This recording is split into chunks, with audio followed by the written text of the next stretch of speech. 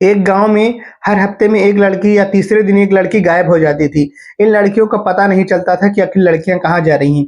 गाँव वाले पुलिस में कंप्लेन करते थे, लेकिन पुलिस वाले कहते थे कि कहीं गई होगी, आ जाएगी, 2-4 दिन में आ जाएगी और उसको हल्के में लेकर के छोड़ देते थे।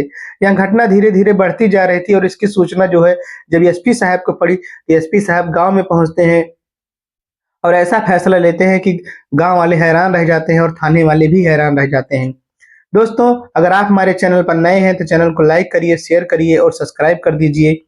दोस्तों, यह कहानी है यूपी के रामपुर के एक छोटे से गाँव की, जहाँ पर जो है हर दूसरे-तीसरे दिन एक लड़की गायब हो जाती थी, हफ्ते में एक लड़की गायब हो जाती थी और पता नहीं चलता था कि यह लड़कियाँ कहाँ जा रही हैं।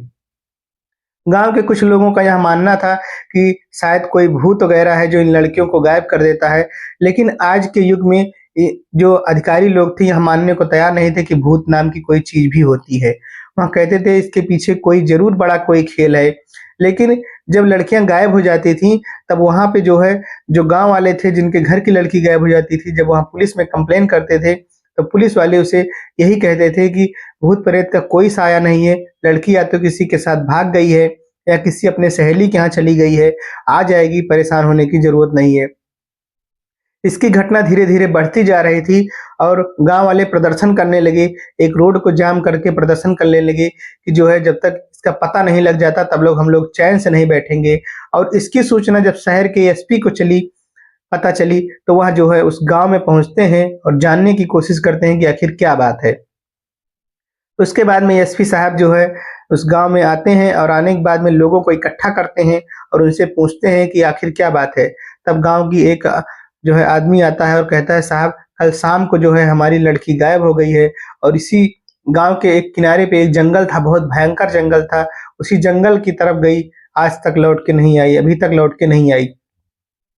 एसपी साहब अपने टीम के साथ में जो है उस जो है जंगल में जाते हैं और जाने के बाद में पता चलता है यह तो बहुत भारी जंगल है और सब लोग इधर-उधर होकर के और ढूँढने लगते हैं कि आखिर कहाँ पे वह लड़की है। जब कुछ दूर आगे जाते हैं तो वहाँ पे एक लड़की की चीख की आवाज़ आ रही थी। वहाँ पे पहुँचते हैं तो धीरे-धीरे देखते हैं कि जो है एक घेरा बना हुआ है। तो उस घेरे के अंदर जैसे ही एसपी साहब पहुँचते हैं, देखकर हैरान रह जाते हैं वहाँ का मंज़र, किस तरीके का यहाँ पे मंज़र है। तो वहाँ पे देखते हैं कि एक लड़की की जो है मुँह में कुछ कपड़ा लगा के बाँधा हुआ था, हाथ-पैर भी बाँधा हुआ था और वहाँ चीख रही थी। जब उसको देखते हैं तो अपने सिपाही को जो है भेजते हैं, कहते हैं जाओ इस लड़की के जो है हाथ खोल दो और इसे लेकर आओ। जैसे ही सिपाही वहाँ पहुँचने की कोशिश करता है कि झाड़ियों में से फायरिंग होने लगती है और सिपाही बचकर जो है किनारे हो जाता है। इधर एसपी साहब भी जो है लगातार उस झाड़ियों की तरफ फायरिंग करते हैं और फायरिंग करते हैं, तब जो है 1-2 आदमी के भागने की शनाखत लगती है कि शायद 1-2 आदमी भाग इधर से रहे हैं। एसपी साहब और जो सिपाही थे वहाँ पहुँचते हैं उस लड़की के पास में, उसके हाथ-पैर खोलते हैं, मुँह खोलते हैं और पूछने लगते हैं कि तुम जो है यहाँ कैसे आई? तब वह लड़की बताती है, साहब मैं शाम को अपने घर के किनारे पे रही थी, वहाँ पर 2 व्यक्ति आते हैं और मेरे मुँह में कपड़ा लगाकर मुझे एक जीप में रख लेते हैं और वहाँ से यहाँ लाते हैं और यहाँ लाने के बाद में मुझे एक जो है हवेली पर लेके गए थे। एक गाँव ही मतलब जंगल में ही एक हवेली है, वहाँ पर कोठी में लेके जाते हैं और वहाँ पे जो है एक बड़े आदमी आते हैं और उनके साथ वो लोग मेरे साथ कुछ गलत करते हैं और आज मुझे यहाँ लेकर आए हैं, यहाँ से मुझे कहीं दूसरी जगह ले जाने वाले हैं।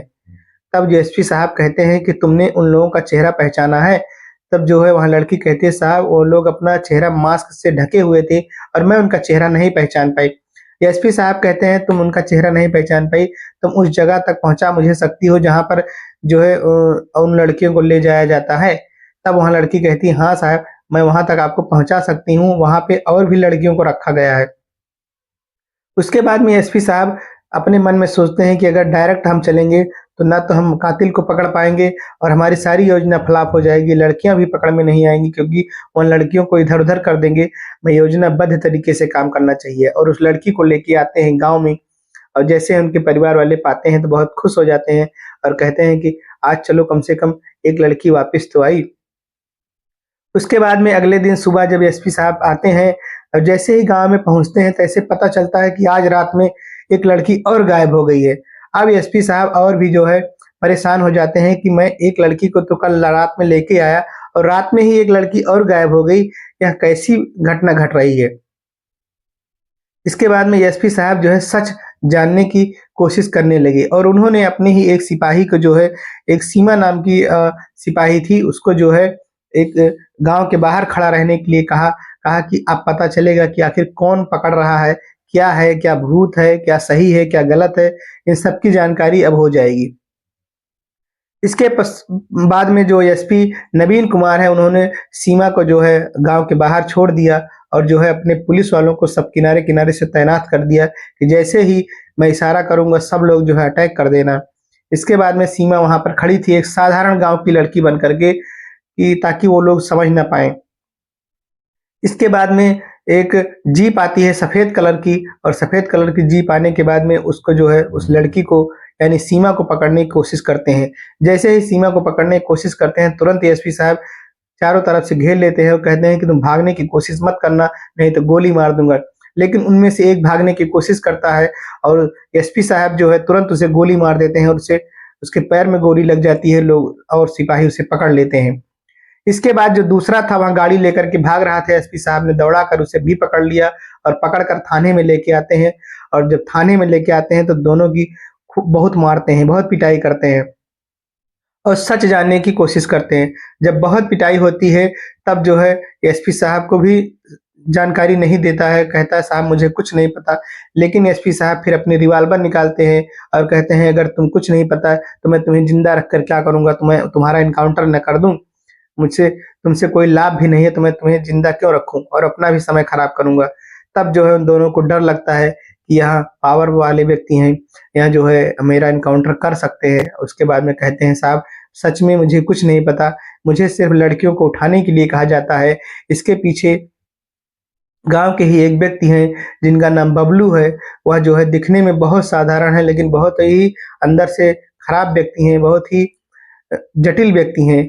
आप जो है मैं उन्हीं के कहने पे सारा काम करता हूँ, आप उनको गिरफ्तार करिए, सब पता चल जाएगा आपको कि क्या हो रहा है, क्या नहीं हो रहा है। एसपी साहब जो है फिर कहते हैं कि आप लोगों को मेरे साथ एक खेल खेलना होगा। अगर उसमें जो है अगर तुम सही मेरा साथ नहीं दिए तो मैं वैसे भी तुम्हारा एनकाउंटर कर दूँगा। इसके बाद में जिस बबलू की बात हो रही थी, वह गाँव में भी आता था, देखने में बहुत शरीफ लगता था, लेकिन अंदर से बहुत ही खूंखार था।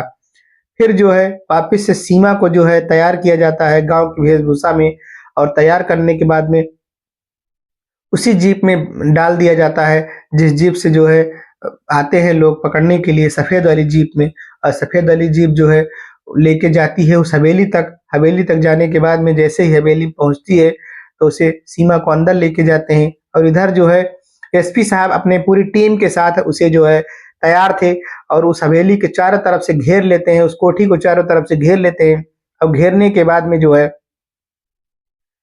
जब सीमा अंदर जाती है, तो वह कहती है कि जैसे ही इशारा करूँगी एसपी साहब को वैसे ही जो है तैयारी शुरू कर देना और गोली चला देना। सीमा जो है वहाँ जो है सीमा को देखता है बबलू और देखने के बाद में जो है कहता है कि आज तो एक नई लड़की लेके आए हो, इसका ज़्यादा रेट लगेगा क्योंकि यह बहुत दिखने में अच्छी है। सीमा क्योंकि एक सिपाही थी, वो एक गाँव की साधारण लड़की बनकर गई थी। उसने वहाँ पहुँच कर देखा कि वहाँ पहले से 10-15 लड़कियाँ पड़ी थी जो है और जो है रो-बिलख रही थी और यही समय का इंतज़ार था एसपी साहब को भी कि सारी लड़कियों को एक साथ पकड़ा जाए और जो क्रिमिनल है उनको भी पकड़ा जाए। वहाँ पे 4-5 लोग, 6 लोग थे जो बंदूक लेकर इधर-उधर टहल रहे थे क्योंकि जो है किसी को अगर कोई भी अंदेशा हो तुरंत गोली मार दें।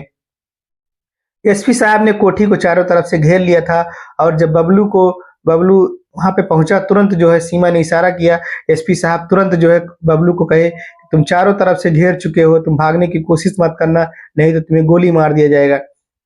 या बबलू जो था या एक गलियारे से निकलने की कोशिश करने लगा, उस कोठी में एक गलियारा था और उस कोठी से निकलने की कोशिश करने लगा, लेकिन गलियारे पर जो है एसपी साहब जो नवीन कुमार थे, वो स्वयं वहाँ खड़े थे और जो है वह तुरंत बबलू को पकड़ लेते हैं और उन लड़कियों को भी उठा लेते हैं।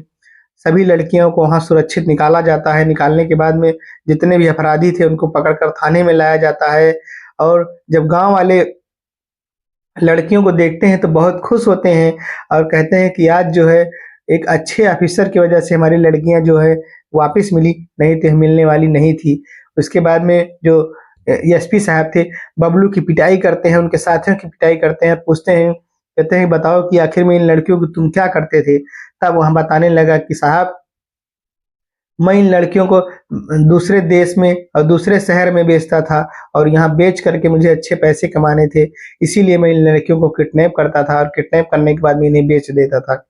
एसपी साहब इन सारे सबूतों को इकट्ठा करके और कोर्ट में ले जाते हैं और जब कोर्ट में ले जाते हैं, बबलू जो था, बबलू और उसके सारे साथियों को आजीवन कारावास होता है और 1-1 लाख रुपए का जुर्माना भी होता है।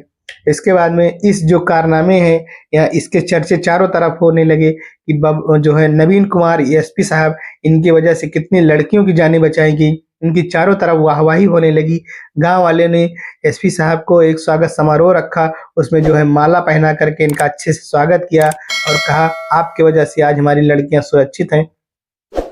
इस बात की खबर सरकार को पड़ी। सरकार ने जो है, जो नवीन कुमार थे, उनको जो है उनको भी सम्मानित किया और उन्हें गोल्ड मेडल देकर सम्मानित किया क्योंकि उन्होंने एक ऐसा काम किया था जिसकी वजह से आज जो है पुलिस फोर्स का नाम ऊँचा हुआ था, सरकार का नाम ऊँचा हुआ था। दोस्तों, आप लोगों को यहाँ कहानी कैसी लगी हमें कमेंट में ज़रूर बताएँ। अगर आप हमारे चैनल पर नए हैं तो चैनल को लाइक करिए, शेयर करिए और सब्सक्राइब करिए। धन्यवाद।